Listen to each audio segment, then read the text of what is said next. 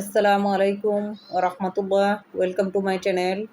সম্মানিত মুসলিম ভাই বোনেরা, আজ আমি আপনাদের সামনে আলোচনা করব দোয়া কবুল হওয়ার কয়েকটি শর্ত, সে সম্পর্কে আলোচনা করব। তার আগে আপনাদের কাছে একটি অনুরোধ, আপনারা আমার চ্যানেলটি সাবস্ক্রাইব করে রাখবেন, যাতে পরবর্তী যে কোনো ভিডিও আপলোড হওয়ার সাথে সাথে আপনাদের চ্যানেলে পৌঁছে যায়,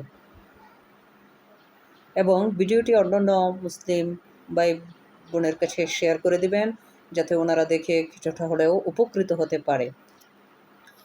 আমাদের দোয়া কেন আল্লাহর দরবারে কবুল হয় না, বা দোয়া কবুল হওয়ার জন্য যে কয়েকটি শর্ত আছে সে সম্পর্কে আজ আমি আপনাদের সাথে আলোচনা করব। দোয়া কবুল হওয়ার কয়েকটি শর্ত রহিয়াছে, আর সেই সমস্ত শর্ত পুরোপুরি পালন না হয় না বলিয়াই আমাদের অধিকাংশ দোয়া মহান রব্বুল আলমিনের দরবারে কবুল হয় না, বা দোয়াগুলো ব্যর্থ হয়ে যায়। আমি আপনাদের সামনে দোয়া কবুল হওয়ার কয়েকটি শর্ত সম্পর্কে আলোচনা করব। আশা করি সেই শর্তগুলো মেনে আপনারা আল্লাহর দরবারে দোয়া করলে নিশ্চয়ই মহান রব্বুল আলামিন আমাদের সমস্ত দোয়া কবুল করে নেবেন ইনশাআল্লাহ। 1 নম্বর হচ্ছে আল্লাহর রহমতের উপর অগাধ বিশ্বাস রাখা। দোয়া করার সময় বান্দার অন্তরে আল্লাহ তাআলার রহমতের উপর যত গভীর আস্থা বা বিশ্বাস থাকিবে, তাহার দোয়া তত শীঘ্রই আল্লাহর দরবারে কবুল হইবে। আল্লাহর রহমত হইতে একমাত্র ইবলিস শয়তানই বঞ্চিত হয় বা নিরাশ হয়, আর এছাড়া আর কেউ আল্লাহর রহমত হইতে বঞ্চিত হয় না। বান্দা পাপ করলেও মহান রব্বুল আলামিন সেই বান্দাদেরকে মাফ করে দেন। পাপী বান্দাদের জন্য মাবুদের রহমতের দরজা সবসময় খোলা থাকে। হযরত রাবিয়া বুসরি রাদিয়াল্লাহু আনহুর নিকট একদা এক ব্যক্তি তার নিজের সম্পর্কে জিজ্ঞাসা করিল যে তাহার জন্য আল্লাহর রহমতের দরজা কবে খুলিবে। এই কথার উত্তরে হযরত রাবিয়া বুসরি রাদিয়াল্লাহু আনহু বলিলেন, মনে করিয়াছিলাম তোমার কিছু জানাশোনা আছে, কিন্তু আজ দেখিলাম তুমি তো কিছুই শেখো নাই। আরে, আল্লাহ তাআলার রহমতের দরজা কবে বন্ধ হয়েছিল যে নতুন করে তা খোলার প্রয়োজন আছে? তাহা তো সব সময় খোলাই রহিয়াছে। মানে আল্লাহ তাআলার রহমতের দরজা তার বান্দাদের জন্য সবসময় খোলা আছে, এটা বোঝাতে চেয়েছেন তিনি। 2 নম্বর হচ্ছে তাওয়াজ্জুহ এবং হুজুরে কলব, অর্থাৎ পূর্ণ ইখলাস এবং আন্তরিকতার সাথে বিশ্বাস রাখিয়া মহান রব্বুল আলামিনের দরবারে দোয়া করা এবং মনোযোগের সাথে দোয়া করে সেই দোয়া নিশ্চয়ই আল্লাহর দরবারে কবুল হবে।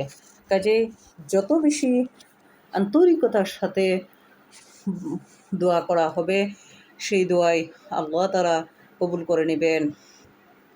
তবে ইহা পরীক্ষিত যে হুজুরে কলবের সাথে কোনো নেক দোয়া করা হলে সেই দোয়া অবশ্যই কবুল হয়। দোয়ার মধ্যে রিয়াকারি, অর্থাৎ লোক দেখানো মনোভাব যেন না থাকে, অন্যথায় লোক দেখানোই হইবে, কিন্তু দোয়া আল্লাহর দরবারে কবুল হইবে না। কাজেই যথাসম্ভব নির্জনে আল্লাহ পাকের দরবারে দোয়া কবুল দোয়া করতে হবে আল্লাহ পাকের দরবারে। 3 নম্বর হচ্ছে দোয়া করার সময়ে তাই মনোবাক্যে কাকুতি মিনতি প্রকাশ করা। ইহা আল্লাহর নিকট অতি পছন্দনীয়।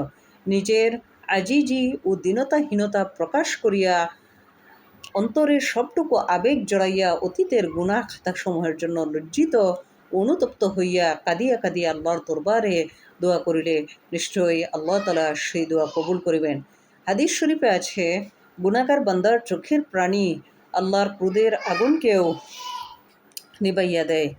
হযরত রাসূল আকরাম সাল্লাল্লাহু আলাইহি সাল্লামের চেয়ে মর্তবায় শ্রেষ্ঠ আর কাউকে মহান রব্বুল আলামিন এই পৃথিবীতে সৃষ্টি করেন নাই, অথচ তিনিও মুনাজাতের মধ্যে নামাজের সিজদার হালতে এমনভাবে কাঁদিতেন যে তাহার সিনা মুবারকের ভিতর হইতে গোস্ত রান্নার মতো জোর জোর শব্দ শোনা যাইত।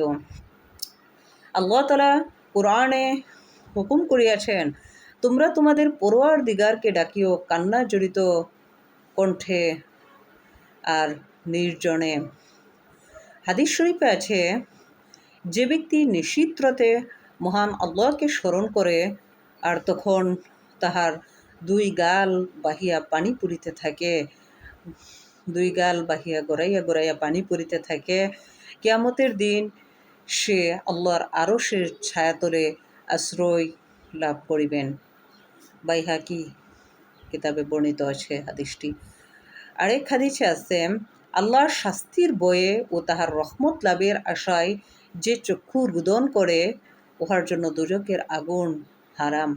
তিরমিজি শরীফের হাদিস। 4 নম্বর হচ্ছে হালাল পথে উপার্জিত হালাল রিজিক খাওয়া।